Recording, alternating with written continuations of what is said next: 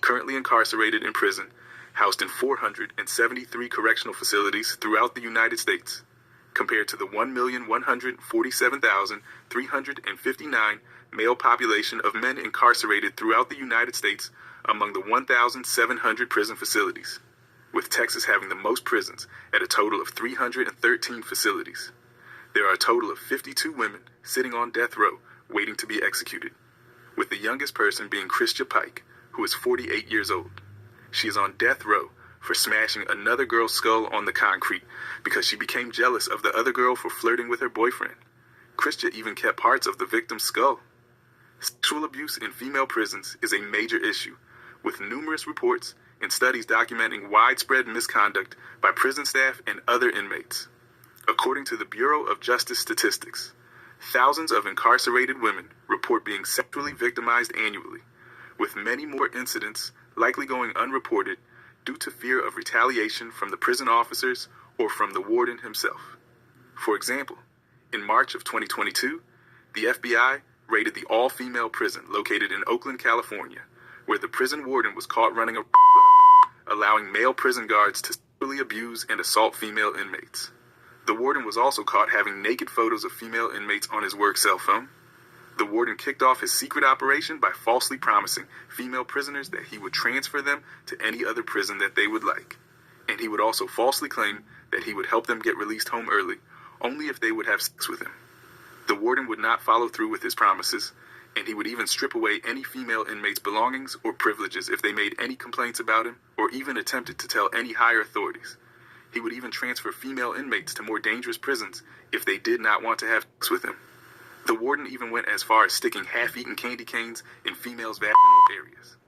He would eventually be sentenced in 2024 to 70 months in prison and to pay a $15,000 fine.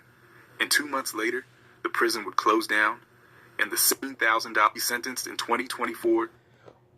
Former federal prison warden sentenced for sexual abuse of 3 female inmates. Gotta be careful, man, you know what I'm saying?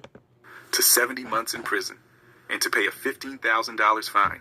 And 2 months later, the prison would close down, and the 605 female inmates were transferred to different prisons throughout the United States. Female inmates undergo extreme abuse by prison staff with male prison guards. Some male guards have been known to coerce female inmates into sexual acts in exchange for privileges or basic necessities, such as food, hygiene products, or visitation rights. This exploitation is a severe abuse of power and can have lasting psychological effects on the women. Necessities, such as food, hygiene products, or visitation rights.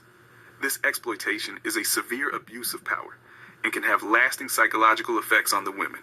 Male officers exploit their authority inappropriately, watching incarcerated women's nude bodies by standing in the dorm or shower areas, watching women undress and bathe, and commenting on their bodies. Prison staff would also fail to properly treat sick, ill, and pregnant female inmates that needed proper medical care. A former Georgia inmate in 2019, Tiana Hill, said she kept telling staff that she was pregnant when she was an inmate. She could feel her baby moving inside her and had missed her period. But she said the staff insisted she wasn't pregnant and made fun of her. When she finally gave birth, she was shackled around her stomach, wrists, and feet. After she gave birth, Hill said jail staff wrapped her child in dirty sheets and left. Hill eventually was taken to a hospital, where she said she was allowed to see her son while handcuffed to a wheelchair. 5 days after the delivery, on Hill's birthday, she was informed that her baby had died.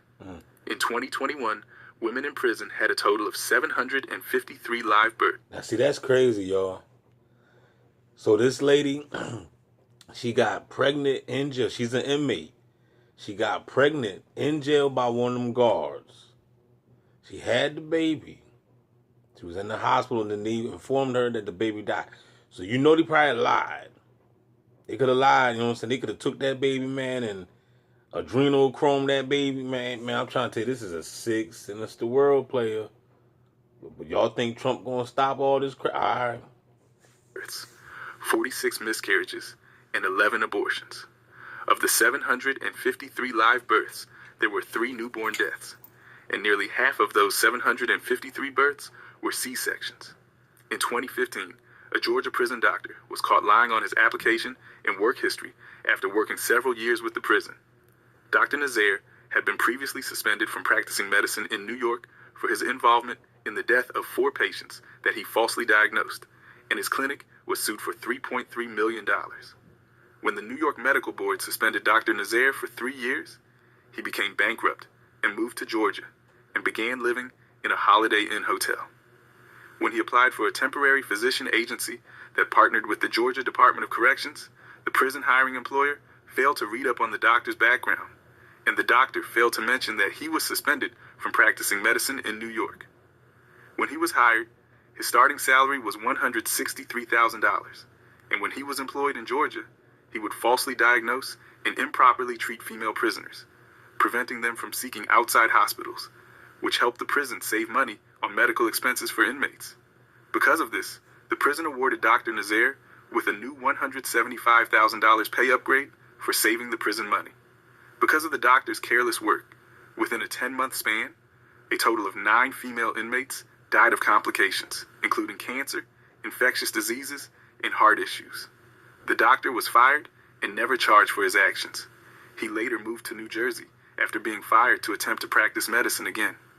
Not only is the prison staff an issue, but female prisons have gangs just like male prisons, which include the Latin Queens, Bloods, Crips, and MS-13.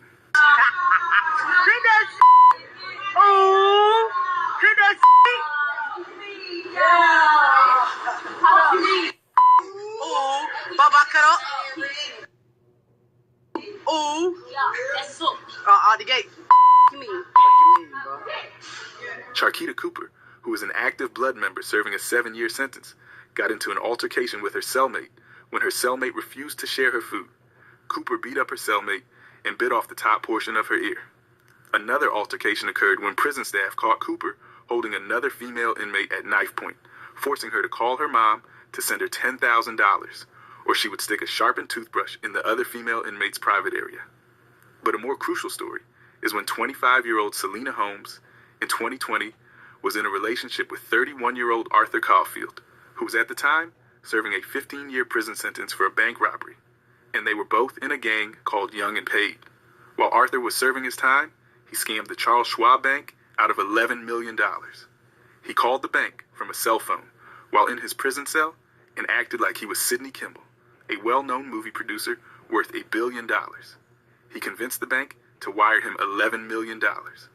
With the money, he bought a $4.4 million house, a $398,000 Lamborghini, and he gave Selena $15,000, bought her a Mercedes-Benz, and a high-rise penthouse where her rent was $2,887 a month.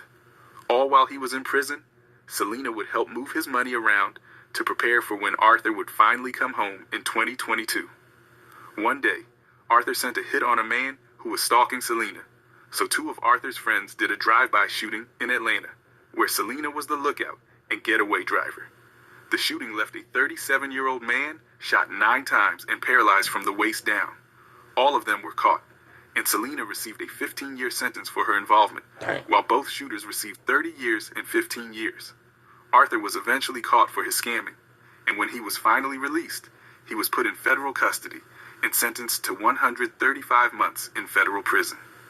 While Selena was serving her time, she had a sexual relationship with the prison counselor, where Selena would pay him $1,000 a week to smuggle in drugs and outside items banned in prison. One day, the counselor arrived at the prison for his shift, and upon entering, officers checked the counselor's bag at the prison entrance on the morning of April 28th. A search of his car then turned up a package with 17.5 grams of methamphetamine strips and 21.4 grams of marijuana. He was also found to have in his car and bag perfume, lip gloss, disposable contact lenses, tobacco, tea bags, bubble gum, pop rocks, and 2 red bandanas. The counselor was immediately fired and sent to jail. Selena was put in solitary confinement and transferred to another prison. Her expected release date is September 2035. So there you have it, y'all. That's that jail life for you, player. I heard about the dude before on another video. I don't know how in the world he was able to con and get all that money wired, you know what I'm saying, to his bank account, man. That was some smooth Talking about Smooth Criminal. Michael Jackson wrote that song for him.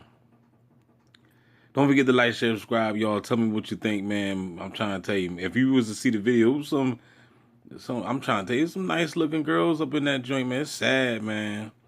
A lot of them girls are caught up in the gang stuff, you know what I mean? But anyway, man, like, share, subscribe, man. Holla back.